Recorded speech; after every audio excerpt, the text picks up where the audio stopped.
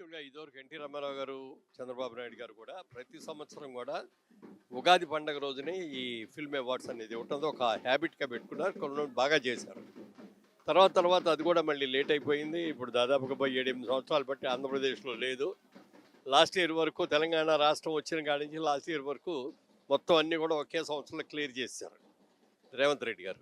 ఇప్పుడు ఈ సంవత్సరం కూడా కరెక్ట్గా ఆ రోజున ఎన్టీ రామారావు గారు ఏదనుకున్నారో అదే ముందుగా వెంటనే సెలక్షన్స్ అయిపోయి ఉగాది రోజున అవార్డ్స్ ఇవ్వాలి అనే దాన్ని మనీ పునరుద్ధరించడం మాత్రం నాకు చాలా చాలా బాగా నచ్చింది.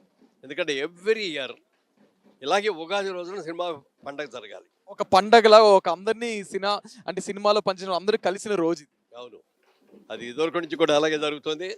ఇప్పుడు కూడా అలా జరగాలని కోరుకుంటున్నా. ఇదే సందర్భంగా నేను ముఖ్యమంత్రి గారికి నా విన్నపం ఏమిటంటే, సినిమాల్ని తెలంగాణ గద్దర్ అవార్డ్స్ అని స్టార్ట్ చేశారు, వెరీ గుడ్.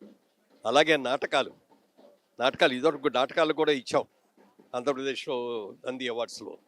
అలాగే టీవీ అవార్డ్స్ ఇచ్చాం. ఇవాళ సినిమా ఎంత పాపులర్గా ఉందో టీవీ కూడా అంత పాపులర్గా ఉంది. కాబట్టి టీవీ అవార్డ్స్ని, నాటకాల అవార్డ్స్ని కూడా రివైవ్ చేసి దానికి వేరే డేట్స్ పెట్టి అన్నీ ఒకసారి కుదరదు. కాబట్టి ఉగాదికి ఫిల్మ్ అవార్డ్స్ ఇచ్చి తర్వాత 2 అకేషన్స్లో ఆ 2 కూడా ఇస్తే బాగుంటుందండి.